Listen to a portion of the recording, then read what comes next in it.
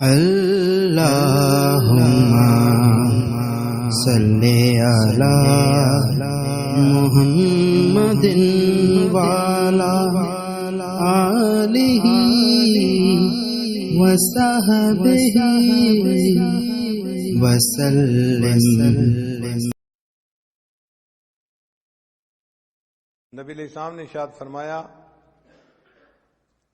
کہ جس بندے نے فجر کی نماز پڑھی اور پھر وہ سورج کے طلوع ہونے تک مسجد میں بیٹھا رہا، پھر اس نے فصلی رکعتین 2 رکعتیں نماز ادا کی، اللہ تعالی جہنم کی آگ اس پر حرام فرما دیں گے۔ تو قیامت کے دن کا نور بھی ملے گا ان نوافل کی وجہ سے، اور جہنم کی آگ بھی حرام ہو جائے گی۔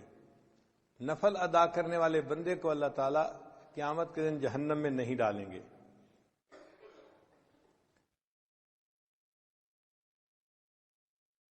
ربیعہ بنت کعب رضی اللہ تعالیٰ نے فرماتے ہیں کہ میں نبی علیہ السلام کے ساتھ تھا تو اللہ کے حبیب صلی اللہ علیہ وسلم نے فرمایا کہ جو بندہ نفل ادا کرنے والا ہوگا اللہ تعالیٰ اس کو قیامت کے دن میری رفاقت عطا فرمائیں گے۔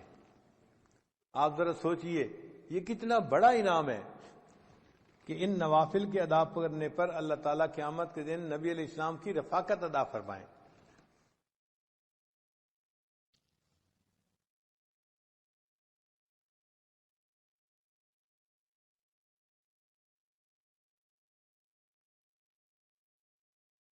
ایک بچہ اگر کسی مجمع میں اپنے باپ سے بچھڑ جائے تو کتنا پریشان ہوتا ہے، تو دنیا کے اندر بچہ باپ سے بچھڑ کے اتنا پریشان نہیں ہوگا جتنا ایک امتی قیامت کے دن نبی علیہ السلام سے بچھڑ کے پریشان ہوگا۔ اور اس دن اگر نبی علیہ السلام کی رفاقت نصیب ہو جائے تو یہ بہت بڑی سعادت کی بات ہے۔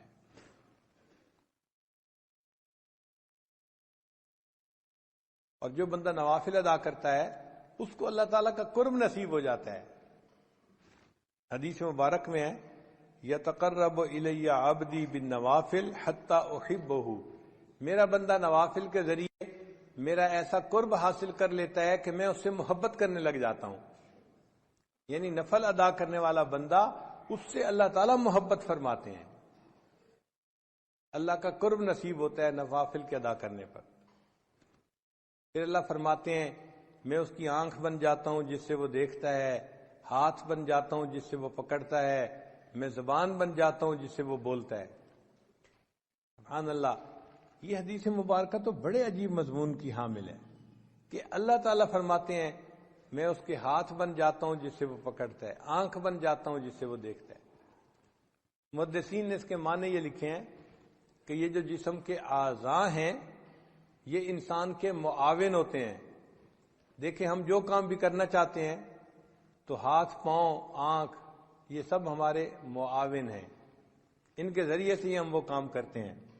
تو جب اللہ تعالیٰ نے فرمایا کہ میں اس کی آنکھ بن جاتا ہوں، ہاتھ بن جاتا ہوں، اس کا ایک معنی تو یہ ہے کہ اللہ تعالیٰ اس کے کاموں میں اس کے معاون بن جاتے ہیں، اور دوسرا معنی یہ ہے کہ انسان کے اعضاء اس کے محافظ بھی ہوتے ہیں۔ اگر کوئی آدمی آپ کی طرف پتھر پھینکتا ہے فرض کرو تو آپ اپنے ہاتھوں سے اس کو کیچ کر لیتے ہیں، لگنے نہیں دیتے، روک لیتے ہیں۔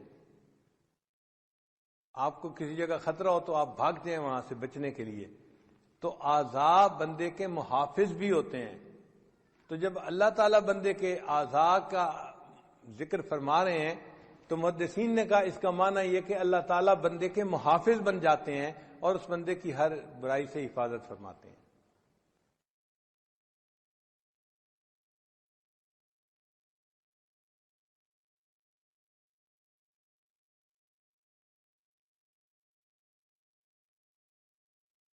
علامہ اقبال نے کہا ہاتھ ہے اللہ کا بندہ مومن کا ہاتھ، یعنی وہ ہاتھ تو بندہ مومن کا ہوتا ہے لیکن اعمال ایسے ہوتے ہیں کہ جیسے وہ اللہ کا ہاتھ ہے۔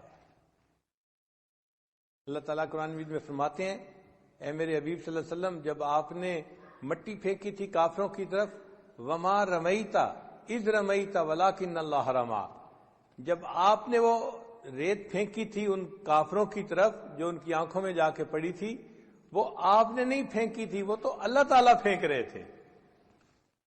تو قرب کا ایک ایسا مقام مل جاتا ہے کہ بندے کا عمل ہوتا ہے لیکن اللہ اس عمل کو اپنی طرف منسوب فرما دیتے ہیں۔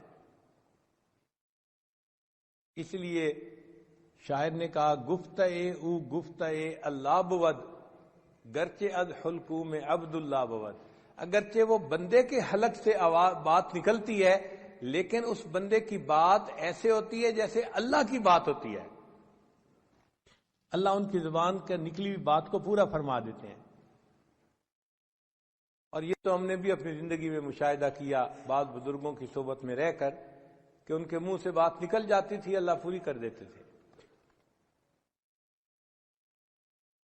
تو انسان کو قرب الہی کا ایسا مقام مل جاتا ہے ان نوافل کے ادا کرنے پر۔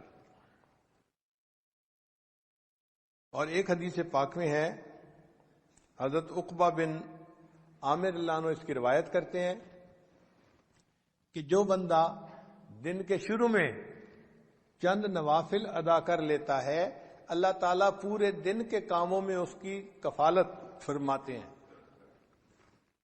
یہ دیکھیں کتنی بڑی بات ہے کہ پورے دن کے کاموں میں اللہ اس بندے کی کفالت فرماتے ہیں جو دن کے شروع میں نماز پڑھ لیتا ہے، نوافل پڑھ لیتا ہے۔ اللہ اس کے کفیل بن جاتے ہیں۔ اللہ جب کفیل بن جائیں تو پھر کاموں میں مشکل نہیں رہتی۔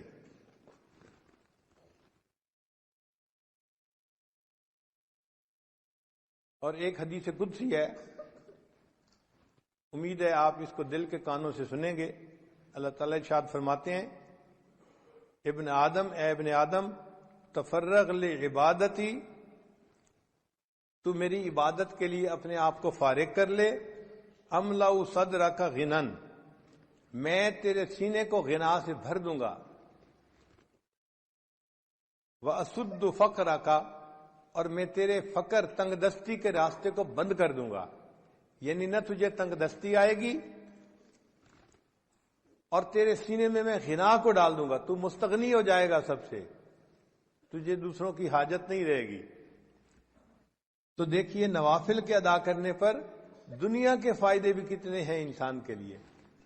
اللہم صلی علی محمد وعلی آلہ وصحبہ وسلم۔